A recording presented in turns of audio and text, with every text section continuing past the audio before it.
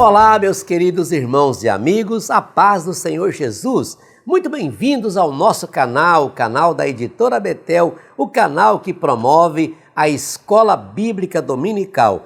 Eu sou o pastor Luiz Prates, estou aqui mais uma vez reunido com os meus amigos de todas as semanas, o pastor William Barros e o pastor Marcos Santana, para darmos prosseguimento ao estudo da nossa revista Betel Dominical, segundo trimestre de 2022, cujo tema do trimestre é Apocalipse. Estamos estudando esse tema maravilhoso desse livro fantástico, o último livro da Bíblia, né? Mensagens sobre o triunfo de Cristo, exortações e promessas ao povo de Deus. Lembrando que esta preciosa e linda revista é comentada pelo pastor William Barros, nosso colega aqui de bancada. E o vídeo de hoje é sobre a sexta lição desta revista preciosa, cujo título é O Livro do Trono. Convido você agora a pegar a sua Bíblia, pegar a sua revista, pegar o seu plano de aula. Olha o meu planinho de aula aqui, ó. Pegue uma caneta, porque vamos dar início agora ao nosso precioso estudo. Semana maravilhosa, né? Uma expectativa muito grande. Chegou o grande dia. Quero dar as boas-vindas aqui ao pastor William Barros. Seja bem-vindo, companheiro. A paz do Senhor Jesus. A paz do Senhor, pastor Luiz Prates, pastor Marcos Santana e a todos vocês que estão conosco para mais uma aula pela Editora Betel. Antes de ler aqui o nosso textuário, eu quero fazer rapidinho um convite muito especial para vocês. Tem 3 semanas que eu cheguei de Israel com a caravana que nós levamos. Em dezembro desse ano, na primeira quinzena, ida e volta, nós faremos Dubai e Israel. Um roteiro maravilhoso. E eu estou com uma promoção incrível para essa viagem. Eu quero contar e convidar você. Será a nossa 21ª caravana para Israel. Ó, se você quiser informações, o Alex vai me ajudar aqui, vai colocar embaixo aqui meus contatos, meu WhatsApp, meu e-mail. Entra em contato com a gente, vem com a gente. Você precisa pisar ali, sabe? Pisar em Israel é pisar no palco das profecias. É não apenas pisar onde Jesus esteve, mas aonde ele voltará. Então você precisa ter essa experiência. Eu garanto, eu tenho uma promoção incrível para você vir comigo nessa caravana no final do ano, em dezembro desse ano. Então, ó, fala comigo, me chama aí que nós vamos, em nome de Jesus, no final do ano, fazer essa caravana inesquecível, tá bom? Meus irmãos, o nosso textuário vai nos dizer o seguinte, em Apocalipse capítulo 4, verso de número 2. E logo fui arrebatado em espírito, e eis que um trono estava posto no céu, e um assentado sobre o trono. E a nossa verdade aplicada vai nos ensinar, independente das circunstâncias, podemos perseverar confiando no Senhor, pois o seu reino é supremo e eterno. Também quero dar as boas-vindas ao pastor Marcos Santana. A paz do Senhor, pastor Marcos, seja bem-vindo. A paz do Senhor, pastor Prates, pastor William e aos nossos irmãos. Vamos aos objetivos da lição de número 6. Ensinar que o Apocalipse é o livro do trono. Mostrar os personagens em volta do trono e apresentar as características de Cristo no trono. Textos de referência: Apocalipse capítulo 4, versículos 3, 4, 5 e 6. Convido os irmãos para estarmos em oração antes de iniciarmos o nosso estudo. Pai Celestial, Senhor do céu e da terra, digno és de receber honra, glória, louvor, adoração. Graças nós te damos por podermos estar juntos neste momento para estudarmos a Tua Palavra.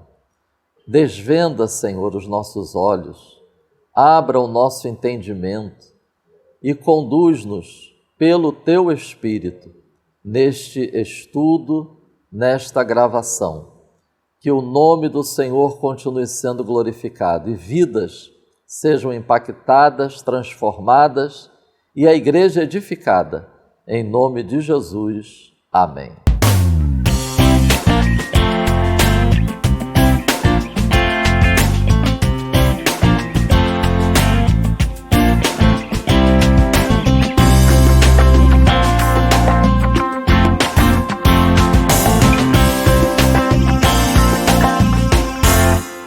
Irmãos, sempre tendo em mente que este vídeo visa contribuir principalmente com os professores e também, evidentemente, com todos aqueles que se dedicam ao estudo da lição, na preparação da aula. Quero iniciar o estudo dessa lição lembrando aos irmãos que a lição de hoje ela trata do capítulo 4 do livro de Apocalipse. A ênfase que a lição ela nos traz é o trono de Deus, e isso nós veremos no estudo do tópico 1, e, em segundo lugar, a visão de João sobre o que estava assentado no trono e também a visão de João sobre o que estava em volta do trono. Esta segunda ênfase, sobre o trono e o que está em volta do trono, será focada no estudo dos tópicos 2 e 3. Outro aspecto que quero destacar nessa introdução, vide o capítulo 1 do capítulo 4 de Apocalipse e o versículo 1, que diz: depois destas coisas olhei, e eis que estava uma porta aberta no céu. George Lade, ao comentar esse versículo, ele destacou algo que eu quero compartilhar com os irmãos. Apocalipse fala de outras portas. Já tinha sido mencionadas outras portas, evidentemente diferentes desta de Apocalipse 4:1. Vejamos, Apocalipse 3, versículo 8, é a porta da oportunidade ou a porta do reino. E Apocalipse capítulo 3, versículo 20, que podemos identificar como a porta do coração, enquanto que Apocalipse capítulo 4, versículo 1, é possível identificar como a porta da revelação. A partir da revelação, nós podemos introduzir a presente lição afirmando que a realidade não é somente o que estava acontecendo com as igrejas, que nós já vimos nos capítulos 2 e 3 de Apocalipse, ou o estado em que se encontrava cada uma delas. Irmãos, a realidade não se resume apenas ao domínio do Império Romano daquela época. E é interessante como essa reflexão sobre a questão da realidade, ela nos remete a um outro texto bíblico que eu compartilho com os irmãos. Segundo o livro dos Reis, capítulo 6, versículos 14 a 17. Nós vamos encontrar o rei da Síria mobilizando cavalos, carros e um grande exército, que foram de noite e cercaram a cidade aonde estava o profeta Eliseu. E o objetivo de toda essa mobilização era pegar o profeta Eliseu e levar ao rei da Síria.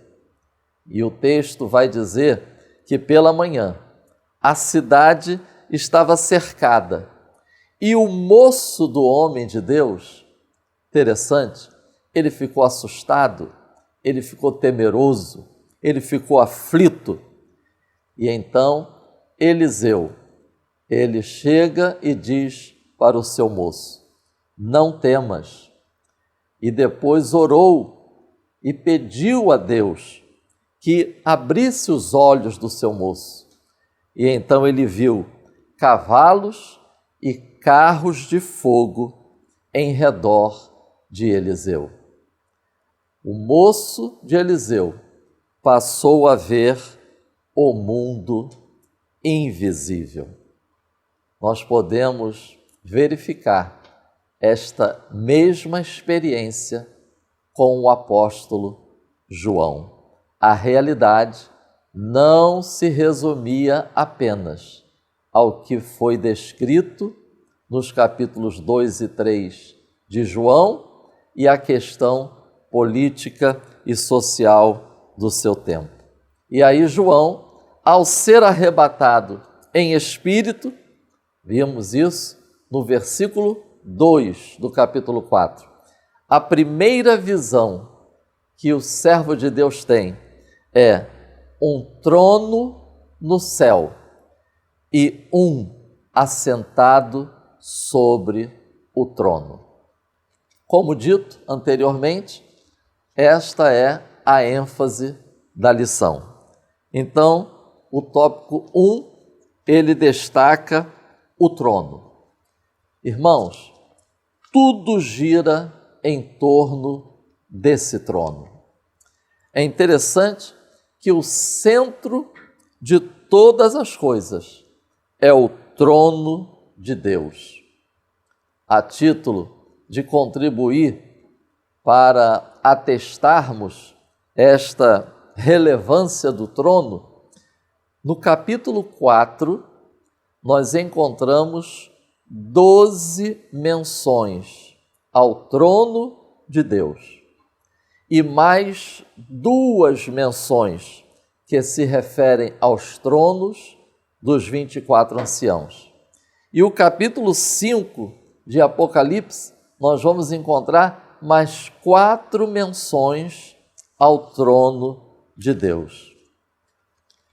Também compartilho com os irmãos alguns termos relacionados à palavra trono que nós encontramos essa identificação em alguns dicionários bíblicos. Domínio, soberania, governo e autoridade. Assim, meus irmãos, trata-se de um fato definitivo e eterno. O quê? Deus está entronizado e governando o universo que criou. É significativo que a descrição nos capítulos 4 e 5, esta descrição, elas precedem as descrições a partir do capítulo 6 de Apocalipse, quando vemos a abertura dos selos, o toque das trombetas, o derramamento das taças, tantas pragas e mortes e alterações na natureza e vidas sendo atingidas.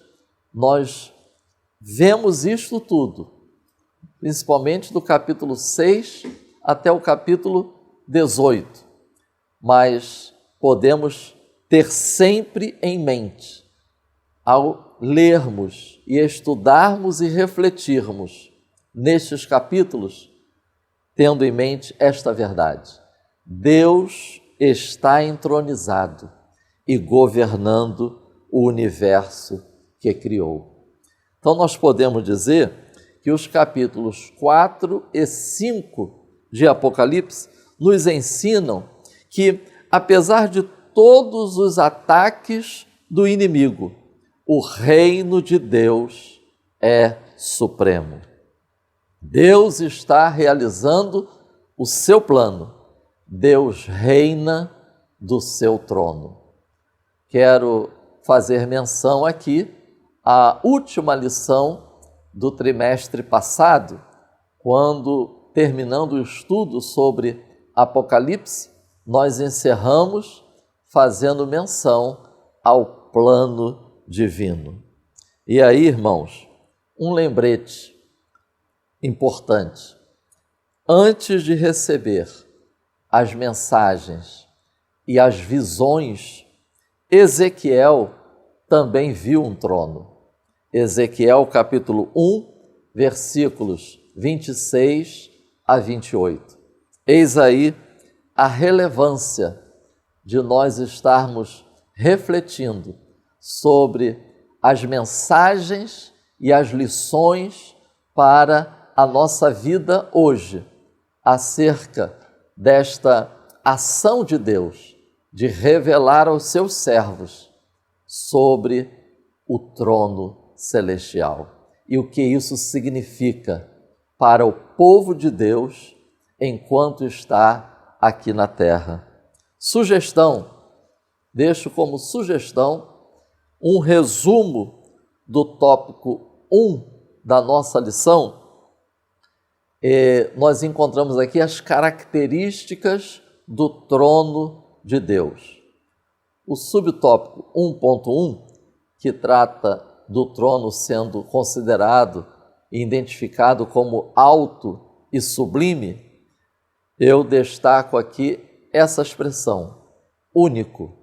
O subtópico 1.2, justiça e juízo, eu uso a expressão confiável. E o subtópico 1.3, que fala do trono de Davi, eu identifico estas expressões, legítimo ou genuíno. Então, é como se o tópico 1 estivesse identificando, enfatizando o trono de Deus como único, confiável, legítimo e genuíno. Vamos estar também observando que o texto da nossa lição considera diversas menções na Bíblia sobre o trono de Deus para tratar destas características do trono de Deus. Então, o subtópico 1.1, alto e sublime. Como eu disse, isso aponta para esse aspecto do trono de Deus. É único. E aí eu estava vendo no dicionário, único, não tem outro igual. Único é singular. Único é sem par, é incomparável. E aí nós lembramos que a Bíblia, ela menciona outros tronos. Por isso é importante destacar que o trono de Deus é único e incomparável, porque há outros tronos mencionados na Bíblia. Por exemplo, Apocalipse, capítulo 13, versículo 2, o dragão e o seu trono, indicando, apontando para o domínio, o império espiritual do inimigo. Apocalipse, capítulo 16, versículo 10, o seu domínio, ou seja, de Satanás, irá sucumbir perante o poder de Deus. E Apocalipse 2:13 menciona trono de Satanás, ou seja, a igreja que estava em Pérgamo habitava onde estava o trono de Satanás. Mas isto não impediu a igreja de permanecer fiel ao Senhor Jesus. E aí, essa realidade de que a Bíblia, ela, além de falar do trono de Deus, ela também menciona outros tronos, essa interessante reflexão nós vamos encontrar também em uma passagem, primeiro livro dos Reis, capítulo 22. O versículo 10 menciona tronos de Israel e Judá. E o versículo 19 diz assim: o Senhor assentado sobre o seu trono. É um interessante texto para atestarmos a singularidade do trono de Deus. Essa característica de único e incomparável. Isaías, capítulo 6, versículo 1, capítulo 52, versículo 13, capítulo 57, versículo 15. alto, elevado, engrandecido. Deus é infinitamente exaltado. O trono de Deus, o governo de Deus, a soberania de Deus, o domínio de Deus é único em firmeza e permanência. Salmo 93, 2, 103, 19 e Lamentações, capítulo 5, versículo 19. O trono divino está firmado para sempre. Isaías 66, 1 e Jeremias 3, 17. Subtópico 1.2. Justiça e juízo. Como dito anteriormente, eu uso uma expressão, sugiro para focarmos essas características. Confiável. Além do governo de Deus, do domínio de Deus ser único, ele é confiável. E quando nós vamos no dicionário, nós destacamos estas expressões: correto, íntegro, digno de confiança. Eu quero fazer a leitura aqui de um pequeno texto do subtópico 1.2. Enquanto na história da humanidade, ao longo do tempo, surgem governos marcados por corrupção, violência e totalitarismo, o trono de Cristo é um trono de justiça. Nele o homem encontrará o real sentido de equidade, segurança e paz. Um texto que, inclusive, esse salmo é citado aqui na nossa lição. É muito interessante nós fazermos a leitura desse versículo, desse verso. É o Salmo 89, verso 14. Justiça e juízo são a base do seu trono. Mas atenção, misericórdia e verdade vão adiante do teu rosto. Isso aponta, irmãos, para o caráter de Deus. Justiça e juízo. É do trono que saem as decisões. É do trono que nós encontramos retidão. Há uma base moral para essas decisões. Há uma base moral para esses decretos. Graça, amor, justiça, fidelidade. São aspectos que transmitem confiabilidade. Notar essa expressão, vão adiante. O comentarista Champlin, ele menciona o trabalho dos arautos, que iam adiante dos governantes, dos reis.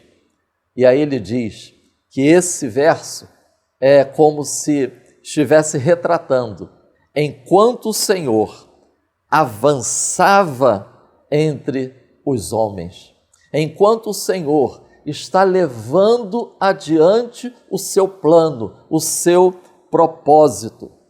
Enquanto o Senhor avança, isso nos remete aos capítulos 6 de Apocalipse, até o 18, até o 19. Deus está levando adiante o seu plano, Deus está levando adiante o seu propósito. Os arautos,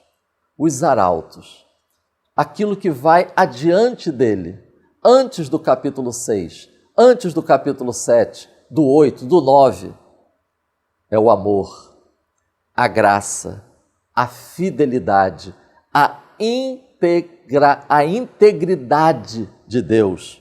Ou seja, irmãos, nós já sabemos o que podemos esperar da parte do Senhor antes que testemunhemos.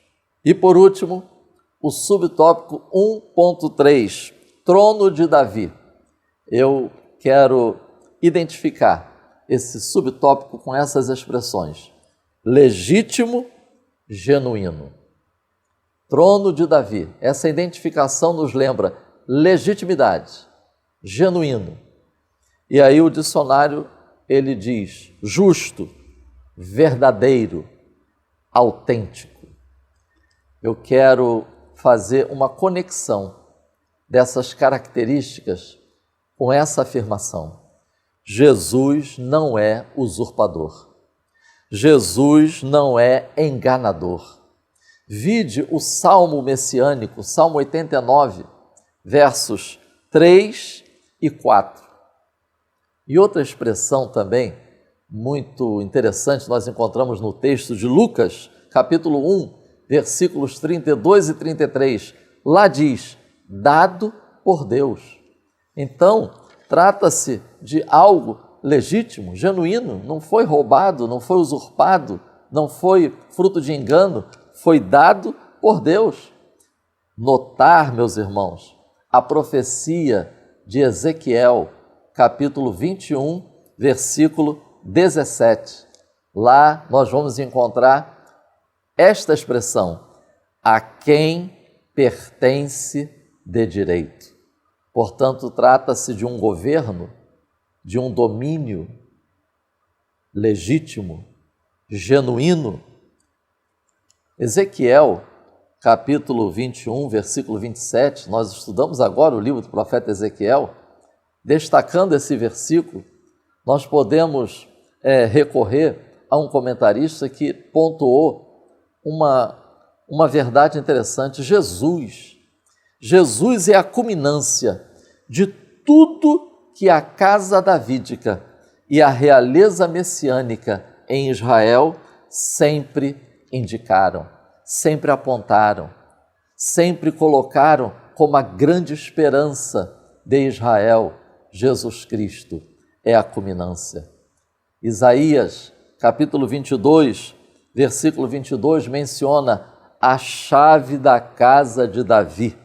E nós vamos encontrar também essa expressão em Apocalipse 3:7, quando o próprio Senhor Jesus, ele se apresenta à igreja de Filadélfia, dizendo que tem a chave de Davi. E por último, vide Apocalipse, capítulo 22, versículo 16. Jesus se identifica no último capítulo da Bíblia. Ele se identifica como a geração de Davi. É como se Jesus estivesse dizendo que ele é o cumprimento de todas as promessas que nós encontramos ao longo da Bíblia, falando sobre o trono de Davi, a casa de Davi. Jesus é o cumprimento. Portanto, meus irmãos, o governo de Deus, a soberania de Deus, o domínio de Deus, nós podemos descansar, porque é único, é confiável e é legítimo, é genuíno, porque Deus, ele é íntegro, ele é e age com integridade. Que o Espírito Santo continue nos conduzindo e nos esclarecendo, para a glória de Deus, até que Cristo venha. Amém. Muito obrigado, pastor Marcos Santana, fechando brilhantemente aí o ponto 1, onde vimos o trono. E nós aprendemos com as explicações do pastor Marcos Santana que a visão do trono divino mostra que o cristão deve, mesmo em meio às crises, manter-se firme e confiante, pois está debaixo do governo soberano, poderoso e eterno de Deus. E assim podemos ir ao ponto 2 com o pastor William Barros, em volta do trono. Meus queridos irmãos, depois de termos visto com o pastor Marcos Santana, no nosso tópico primeiro, as características desse trono, do trono de Deus, e é interessante notar aqui um ponto. Qual? Muitas pessoas têm a ideia equivocada de que a grande tribulação é um tempo onde Deus pega a chave do mundo, entrega na mão de Satanás e vira de costas e agora é contigo. E ele pode fazer o que quiser. Há um total desgoverno, descontrole, e o diabo faz o que quiser. É um erro, é uma mentira, é uma falácia. A Bíblia nunca mostrou Deus perdendo o controle de nada. Jamais. Deus é o Todo-Poderoso e todas as coisas estão claras e patentes diante dos seus olhos. Vejam que a palavra trono vai aparecer aqui no livro do Apocalipse 44 vezes. E eu fiz questão de contar uma por uma. Eu trago essa informação para vocês na introdução da revista. Eu contei uma por uma. Agora pensem, o livro do Apocalipse tem 22 capítulos. Nós temos 44 vezes a palavra trono. Ou seja, é o dobro dos capítulos do livro do Apocalipse. É para enfatizar, sabe, enfatizar mesmo que Deus jamais perdeu, não perde e jamais perderá o controle de nada. A grande tribulação, o período da grande tribulação é retratado na Bíblia como dia da ira ou dia do Senhor. Ou seja, não é o dia de Satanás, não é o dia do inimigo ou o dia do inferno. É Deus que vai tratar com a humanidade, não é Satanás. Vejam que o próprio anticristo com seus confederados também sofrerá ou sofrerão com os flagelos que acontecerão e acometerão a humanidade na grande tribulação. Então, irmãos, essa aula de hoje é uma aula muito importante para desmistificar e tirar essas ideias errôneas que vão sendo acumuladas, essas lendas teológicas que vão sendo acumuladas na mentalidade das pessoas e acabam sem querer, acabam acreditando nessas inverdades. Então, Deus nunca perdeu e jamais perderá o controle de nada. A grande tribulação é o tratamento daquele que está sentado no trono, tratando agora com a humanidade. Nós vimos no tópico 1, como eu mencionei com o pastor Marcos, as características desse trono. Vimos que é um trono alto e sublime, maior do que todos os tronos da terra. É um trono de justiça e juízo, diferente dos juízos humanos que falham, da justiça humana que muitas vezes pode ser corrompida. Esse é um trono de equidade, de santidade, de retidão, incorruptível. E ao mesmo tempo vimos que é o trono da aliança, o trono de Davi. Agora, quando nós olhamos para o nosso tópico 2, e a gente vai seguir aqui no nosso tópico 2, nós vamos ver em volta do trono. E aqui a gente se depara com os personagens que vão compor esse cenário da grande tribulação. Lembrando a vocês que nos capítulos 1, 2 e 3, onde nós nos encontramos com João na ilha de Patmos, na revelação da mensagem às 7 igrejas da Ásia, e nos capítulos 2 e 3, com cada uma das mensagens a Éfeso, Esmirna, Pérgamo, Tiatira, Sardes, Filadélfia e Laodiceia, agora nós chegamos no capítulo 4. Nós já vimos aqui, quando João recebeu no capítulo 1, verso 19, a divisão tríplice das mensagens reveladas a ele. As coisas que viste, as que são e as que depois destas devem acontecer. As coisas que viste é o capítulo 1 do Apocalipse, já passou. As que são os capítulos 2 e 3, a mensagem às 7 igrejas da Ásia. Aqui, nesse caso, já passou. E aí, entra agora a última parte da revelação dada a João. As coisas que depois destas devem acontecer. Capítulos 4 ao 22 do livro do Apocalipse. Quando a gente se depara aqui, nesse momento da revelação, até aqui João está na ilha chamada Patmos. Mas aqui, nos versos 1 e 2 do capítulo 4 do livro do Apocalipse, a Bíblia diz que a primeira voz que João ouviu, quando começou a receber as revelações, como voz de trombeta, uma voz poderosa, diz a ele, sobe aqui. João vê uma porta aberta no céu. E essa voz diz a ele, sobe aqui e mostrar-te-ei as coisas que depois destas devem acontecer. Nos capítulos 1, 2 e 3, João está na ilha de Patmos. Aqui no capítulo 4, João agora é arrebatado aos céus. É digno de nota aqui um ponto interessante. Vejam, quando a gente estudou sobre arrebatamento, na lição 4, e vimos na semana passada, na última lição 5, sobre a realidade da grande tribulação, muitas pessoas perguntam, a igreja vai passar para a grande tribulação?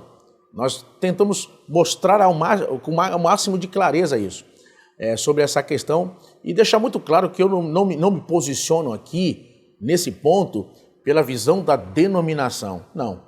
A nossa visão é bíblica. A nossa denominação acompanha princípios e valores da palavra de Deus. É a palavra que determina o que cremos e não a denominação. É a palavra que determina o nosso caminho e não a denominação. A denominação acompanha o que a Bíblia diz. A autoridade máxima é a palavra e não a denominação. Agora, entendam o que a Bíblia vai nos ensinar. Vejam, nós temos 3 visões, 3 possibilidades com relação ao arrebatamento da igreja. Existem aqueles que acreditam que a igreja passará por toda a grande tribulação e no momento do arrebatamento, cumprindo 1 Tessalonicenses capítulo 4, a partir do verso 13, vai encontrar Jesus nos ares e nos ares descerá com Jesus para poder vencer o anticristo, etc., a batalha do Armagedon e reinar no milênio. O problema dessa linha, o que ocorre? Quando eu creio, por exemplo, que a igreja passará por toda a grande tribulação, além dos textos, além do que Deus mostra para nós na Bíblia, que a igreja não é alvo da ira divina, tem um ponto. Se nós acreditarmos que a igreja passará por toda a grande tribulação, será arrebatada ao céu e descerá com Jesus nos ares, temos que riscar da Bíblia a passagem que Jesus ensina. No céu há muitas moradas. E se não fosse assim, eu vou teria dito, vou preparar-vos lugar. Teríamos que riscar esse texto da Bíblia. Agora, se nós acreditarmos que a igreja passará pela metade da grande tribulação, significa que alguma coisa identificará o início da grande tribulação. Ou seja, a manifestação do anticristo, por exemplo. E aí, 3 anos e meio. Ou seja, eu acabo de dizer para vocês que sei mais ou menos quando será o arrebatamento da igreja. Acabo de definir que sei. Na metade da grande tribulação, 3 anos e meio, a igreja será arrebatada. Enquanto que ninguém sabe o dia, nem a hora, ninguém sabe o momento. Sabemos o tempo, o período histórico, profético, mas não o momento do arrebatamento. O dia, a hora, o mês, o ano, não sabemos. Mas se eu afirmar que a igreja passará pela metade da grande tribulação, além de reconhecer que a igreja sofrerá aqui na terra os grandes flagelos do toque das trombetas que tocarão na primeira parte da grande tribulação, além disso, eu estou praticamente datando quando a igreja será arrebatada. A única forma de nós dizermos e afirmarmos que não sabemos quando será o arrebatamento da igreja, o dia e a hora, a única forma de marcarmos, nesse caso, o início da grande tribulação é com a ideia do arrebatamento da igreja, dando lugar para a manifestação e o início da grande tribulação. Ou seja, conforme nós vimos nas 70 semanas de Daniel, a última semana de Daniel, ou seja, capítulos 4 ao 22 do Apocalipse, encaixam-se no verso 27 da profecia das 70 semanas, que é um tratamento de Deus com Israel, sobre o teu povo e sobre a tua santa cidade, Jerusalém. Ou seja, o foco da grande tribulação não é a igreja. A igreja está vivendo hoje o intervalo da penúltima para a última, da 69 para 70. É o tempo dos gentios e hebreus. É o tempo da dispensação da graça. A porta da graça fechará e então a última semana da profecia acontece. Então, a única forma de dizer a vocês que não sabemos o que vai marcar, na verdade, entenda, o que vai marcar, nós não sabemos o dia e a hora, o que vai marcar o início da grande tribulação é justamente o rapto, o arrebatamento da igreja de Jesus. A igreja é arrebatada e então começa a grande tribulação. Com o arrebatamento da igreja se iniciará a grande tribulação. Então, olha que interessante, capítulos 1, 2 e 3 do livro do Apocalipse, a igreja é mencionada 19 vezes. 19 vezes. E só vai aparecer depois, no final do Apocalipse, no convite de salvação ao pecador. Quando Jesus diz, a igreja e a noiva dizem vem. O Espírito, perdão, e a noiva dizem vem. Agora, João, com essa visão, é provavelmente, possivelmente, um símbolo da igreja arrebatada, que com o fim da mensagem à igreja de Laodiceia, a última igreja, é arrebatado aos céus, para continuar a revelação lá. Nesse ponto do nosso estudo, no nosso tópico 2, ele vai mostrar para nós aqui alguns personagens que vão compor essa visão. Lembrando, João vai ver coisas no céu que ele jamais viu na vida dele. E ele tenta descrever estas coisas com um vocabulário que ele conhece. Por exemplo, ele diz aqui, e vi como, ele olhou para o chão, ele nunca na vida viu um chão igual aquele. Então ele definiu com uma palavra que ele poderia aproximar de uma ideia humana. Ele disse, e vi como um mar de vidro. Ele não disse que viu um mar de vidro. É que ele olhou para o chão, você imagina, eu nunca vi isso na vida. Eu jamais vi isso na minha vida. Então ele tentou trazer no vocabulário conhecido uma aproximação para ter uma ideia do que era. Você imagina o que João viu quando olha para o chão, para dizer, eu vi como um mar de vidro. Se o chão fez isso com João, você imagina a glória celeste. Você imagina o que nós veremos quando chegarmos no céu. Louvado seja Deus. Agora, ele se depara primeiro com os 24 anciãos. 24 anciãos. E aqui é um ponto muito interessante. Eu vou até fazer questão de ler com vocês aqui na revista. Inclusive, esses assuntos nós temos também mais explicados, com mais conteúdo aqui, no nosso livro que nós escrevemos de apoio à revista da Escola Dominical.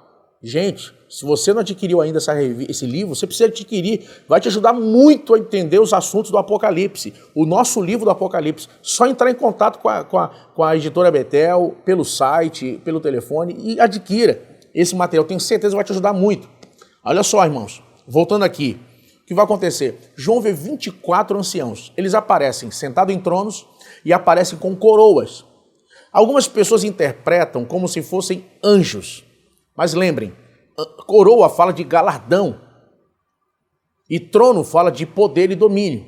Jesus não prometeu aos anjos governar com ele e anjos não têm obras humanas para galardão.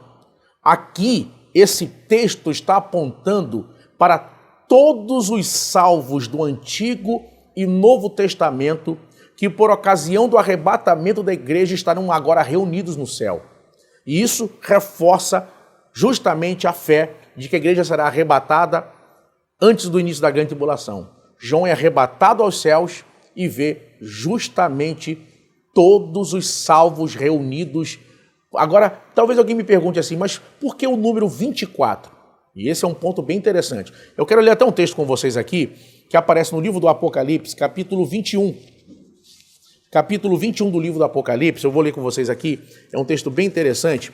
Capítulo 21 do livro do Apocalipse, versículos 12 ao 14. Olha o que diz essa passagem. Eu vou pedir, o Alex vai colocar para a gente depois na tela, e vai ficar mais fácil para vocês poderem ler com a gente. Diz assim, Jesus apontando, revelando a Nova Jerusalém. E ele diz o seguinte, e tinha um grande e alto muro com 12 portas, e nas portas 12 anjos, e nomes escritos sobre elas, que são os nomes das 12 tribos de Israel. Da banda do Levante tinham 3 portas, da banda do Norte 3 portas, da banda do Sul 3 portas, da banda do Poente 3 portas. E o muro da cidade tinha 12 fundamentos, e neles os nomes dos 12 apóstolos do Cordeiro. Olha que coisa tremenda, irmãos. Aparece aqui a Nova Jerusalém com os nomes dos 12 patriarcas da nação de Israel e os 12 apóstolos. Ou seja, 12 mais 12, 24. Simbolizando aqui em Israel todos os salvos do Antigo Testamento, desde Adão, e todos os salvos do Novo Testamento. Todos estarão, por ocasião do arrebatamento da igreja, unidos. Salvos, todos reunidos nesse momento no céu. O arrebatamento da igreja vai alcançar todos aqueles que desde Adão morreram na fé em Cristo. No Antigo Testamento, figurada na figura do Cordeiro com seu sangue remidor de expiação. E no Novo Testamento, no Cristo do Calvário, o tipo encontrando finalmente o antitipo. Tudo isso vai acontecer. Todos os salvos reunidos, imagine a cena. Todos os salvos diante do trono, Todos eles agora, todos reunidos naquele momento tremendo e memorável. Imagine que momento será esse, irmãos. Todos nós estaremos estaremos naquele momento. Esses 24 anciãos têm a ver comigo e com você. No momento do arrebatamento da igreja, quando chegarmos no céu, para as bodas do Cordeiro, estaremos todos juntos e reunidos naquele momento perante Deus. Aparecem aqui com vestes brancas, que apontam justamente para a pureza e a santidade. E logo em seguida, João vai ver um outro grupo de personagens. Imagine que cena. Além de ver os 24 anciãos, em 24 tronos com coroas, ele vai ver também 4 seres viventes. Esses 4 seres viventes, com aparência totalmente diferente, muitas pessoas acabam interpretando de formas diferenciadas. Mas, irmão, em vez de eu falar, vamos deixar a Bíblia falar. O que a Bíblia mostra para nós? Quando a gente pega eles aqui, eu vou ler aqui para vocês da revista. Olha, a descrição dos seres que João viu no meio do trono e ao redor do trono, que aparece no verso 6 do capítulo 4, envolvidos em adoração contínua. Eles aparecem aqui 24 horas adorando a Deus. E a Bíblia diz, a nossa lição vai dizer o seguinte, e também estão atuando entre outros momentos revelados no Apocalipse. Eles vão aparecer muito daqui para frente. Vão aparecer no capítulo 6, vão aparecer no capítulo 7, no capítulo 14 e no capítulo 19 do livro do Apocalipse. Por isso que é importante entender um pouco sobre eles. A nossa lição vai dizer o seguinte, eles vão aparecer aqui no livro do profeta Ezequiel também. Além dessas outras passagens do Apocalipse, em Ezequiel capítulo 1, versículos 4 ao 6. E a Bíblia vai identificá-los também em Ezequiel capítulo 10, versículos 20 ao 21, como querubins, como uma classe elevada de anjos que vão aparecer aonde, irmãos? Eles aparecem na Bíblia, no início, guardando a entrada do Éden, Gênesis 3, 24, aparecem no tabernáculo e no templo, Êxodo 36, 35, 2 Crônicas 3, versos 7 e 14, e depois... E 2 querubins de ouro foram colocados em cima do propiciatório, lembram? Na Arca da Aliança, está lá como símbolo da presença da glória de Deus. Êxodo 25, verso de número 18. Então vejam, aqui nós estamos olhando, além da presença da igreja, além da presença de todos os salvos do Antigo e Novo Testamento, uma classe elevada como assistente de gabinete de Deus, junto ao trono, aparecem os querubins, ali também em adoração contínua a Deus. E aí, finalmente, aparece, em último lugar, vejam, João vê, diante do trono, 24 anciãos, todos os salvos. João vê querubins, símbolos na terra da manifestação da glória divina. E aí aparecem diante do trono. E agora João vai ver 7 lâmpadas de fogo. E a Bíblia já nos dá a interpretação. Nós já aprendemos na lição 1 que o número 7 fala de perfeição, aquilo que está completo, não falta nada. Então, aonde o 7 aparece, há uma lição espiritual por trás. Já vimos no capítulo 1 do Apocalipse e na lição 1 que os 7 Espíritos de Deus não tem a ver com 7 pessoas, Espírito Santo, mas tem a ver com a múltipla e perfeita operação do Espírito Santo. E aqui, lembrem, a lâmpada era uma forma de poder enxergar no escuro, de identificar. Aqui aponta para a perfeita onisciência e o poder de prescrutar daquele que é o Espírito da verdade. Ele aparece como 7 lâmpadas de fogo. Agora mesmo, neste exato momento, ele vê a mim e ele vê a você. Conhece suas dores, conhece suas lutas, conhece suas provações, sabe o que você precisa, ao mesmo tempo sabe o caminho bom ou errado que você está vivendo, e ele lhe convida nessa aula a permitir que viva na sua vida, como está no Salmo, lâmpada para os meus pés, é a tua palavra e luz para o meu caminho. Peça agora, Espírito Santo, vem comigo. Só a presença do Espírito Santo pode nos tornar identidade de igreja. Só Ele pode fazer isso. Sem o Espírito Santo, somos só um clube, somos só uma facção, somos só um pequeno grupo ou maior grupo, como queiram, sabe?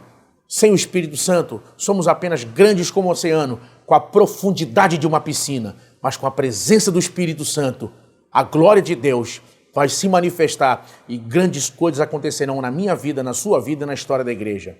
A minha oração é que Deus possa, sabe, encher a sua vida, encher de verdade a sua vida. Sabe, irmãos, essa aula é uma aula de edificação. Nós estamos aprendendo, estamos crescendo mais a cada aula. Várias perguntas que vocês vão mandando que não são respondidas numa lição, tenha paciência, serão respondidas na próxima lição ou na lição futura. É só continuar estudando conosco. Mas uma coisa é certa, não apagará. A lâmpada do Espírito na nossa vida não pode apagar. É verdade o texto que diz, não apagueis o Espírito. Que Deus os abençoe em nome de Jesus. Muito obrigado, pastor William Barros. Fechando também brilhantemente o ponto 2, nós aprendemos que quando foi arrebatado ao céu, João viu coisas inefáveis que nunca tinha visto. E assim, para concluir este vídeo, vamos então ao ponto 3, no trono. Meus irmãos, Deus, o soberano Senhor sobre todo o universo, é visto em seu esplendor, majestade e glória. Esta visão de Deus em seu trono é um despertamento para que busquemos as coisas que são de cima, onde Cristo está assentado à destra de Deus. Colossenses 3:1. Pastor William Barros foi muito assertivo ao deixar para nós esta abertura aqui do ponto 3. E assim vamos então ao ponto 3.1, como jaspe e sardônica. Como vimos na revista, duas pedras aparecem para definir a aparência de Deus em seu trono, jaspe e sardônica. Vamos ver o que diz a Bíblia, Apocalipse 4:3.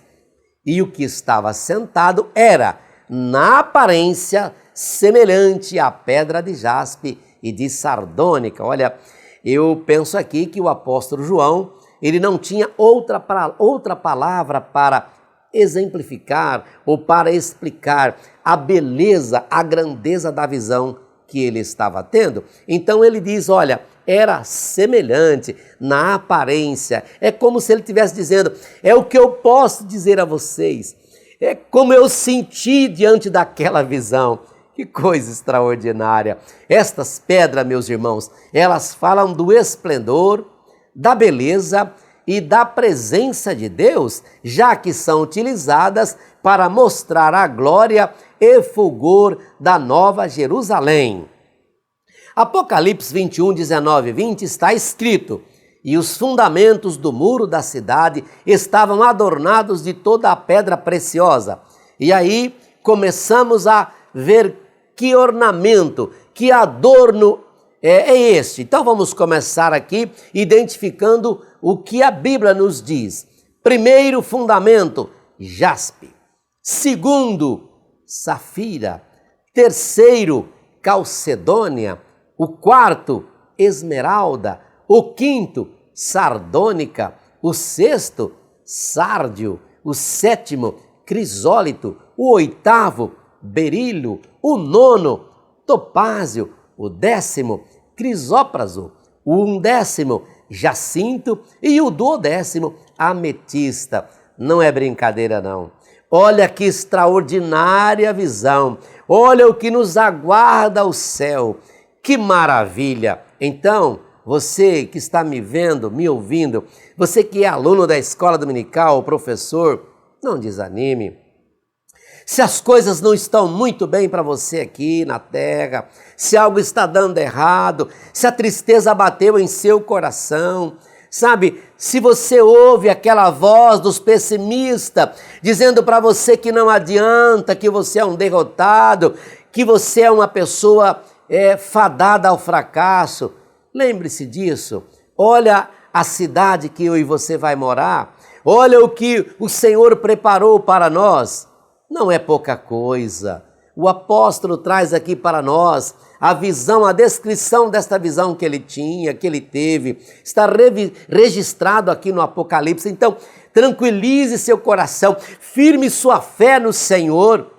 E eu, estudando calmamente esse ponto, uma das coisas que eu acho que é o foco, né? Eu sempre procuro dizer qual é o foco. Da lição passada, eu disse qual era na minha interpretação o foco. E eu vou dizer aqui agora para você o foco deste ponto. Sabe qual é o foco que eu imagino aqui? O trono.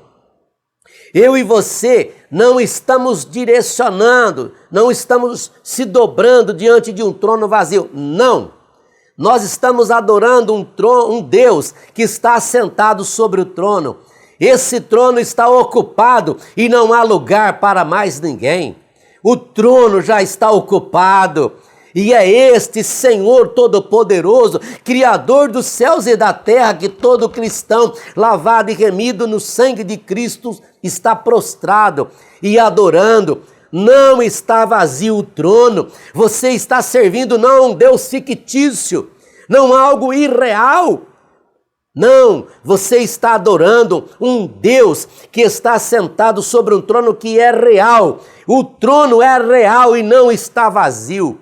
O foco, na minha interpretação, é você trazer a atenção dos alunos para esta visão, que nós estamos servindo um Deus poderoso e que tudo que está na Bíblia ou já se cumpriu ou cumprir-se-á em breve.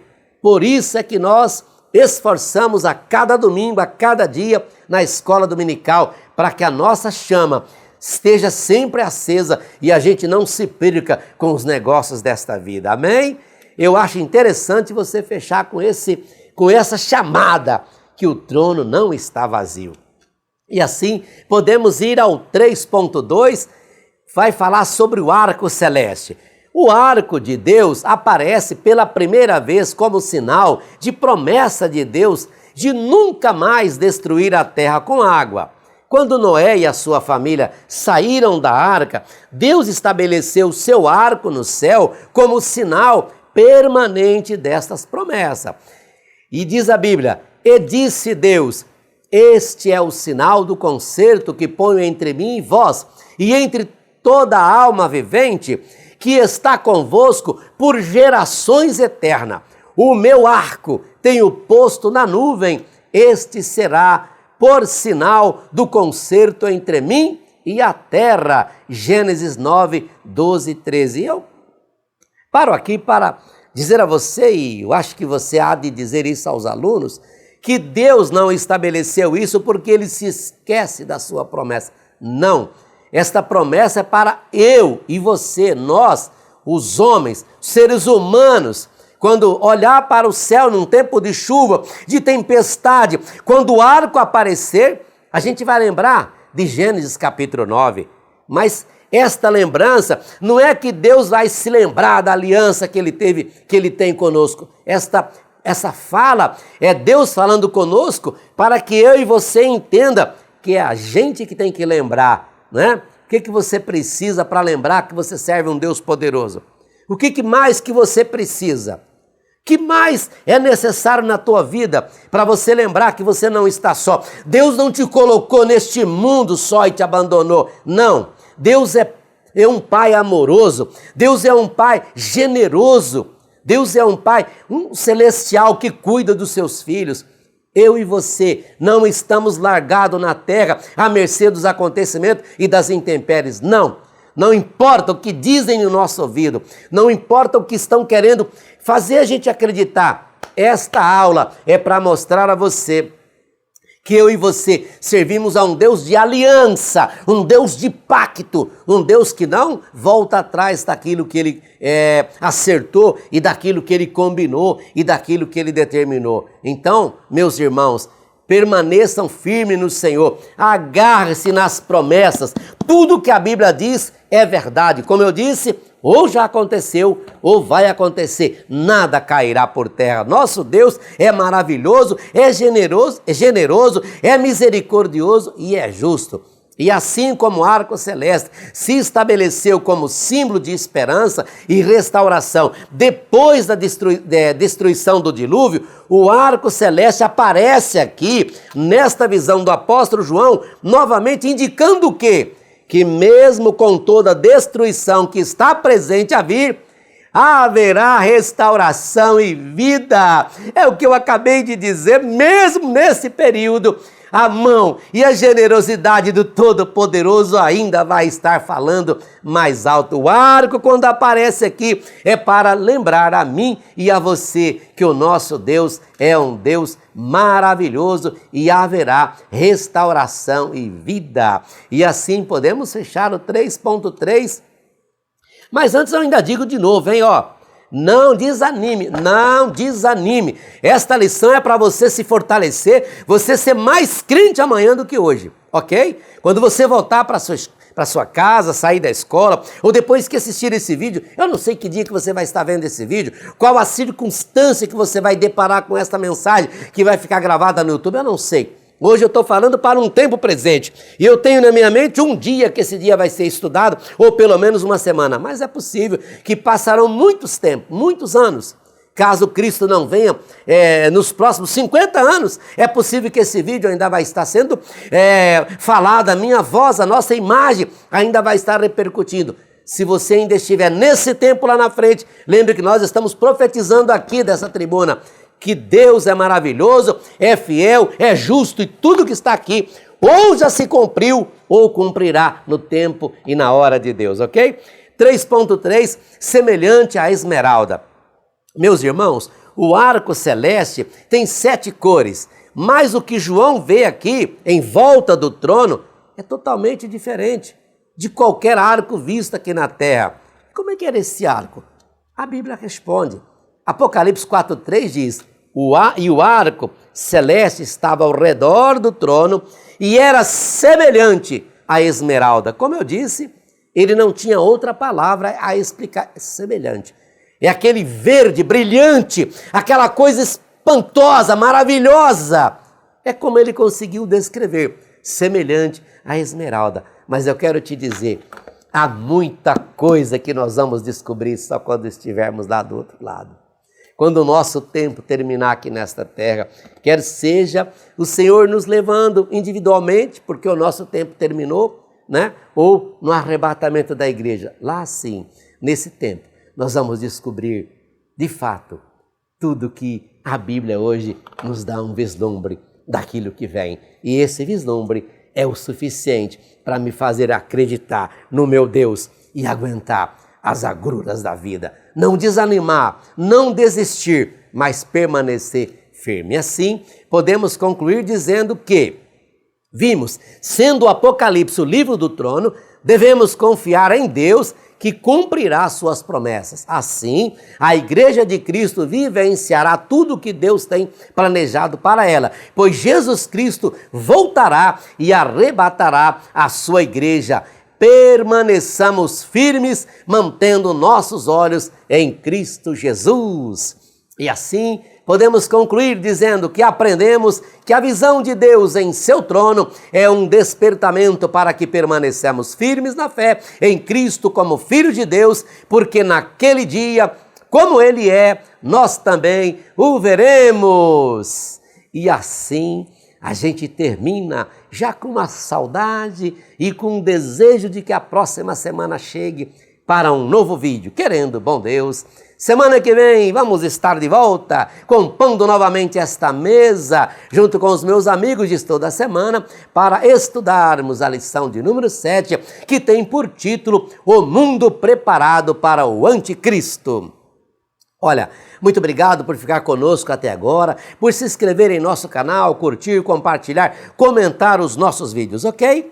E eu convido você agora a juntar-se a nós no momento de oração, juntamente com o pastor William Barros, estará fazendo esta oração e com ela nos despedimos de você. Até a próxima. Terminando a nossa aula de hoje, vamos orar a Deus na certeza de que tudo está no controle daquele que está sentado sobre o trono, inclusive sua vida, seus problemas e a resposta que você está aguardando. Te agradecemos, ó Deus, pela aula de hoje. Venha, Senhor, abençoar para que alunos e professores possam ter o melhor aproveitamento possível, que essa aula possa ser um bálsamo para corações angustiados e ansiosos, e a Tua palavra venha nos moldar também, crendo, confiando e descansando em Ti. Em nome de Jesus. Amém. Editora Betel, edificando a casa de Deus.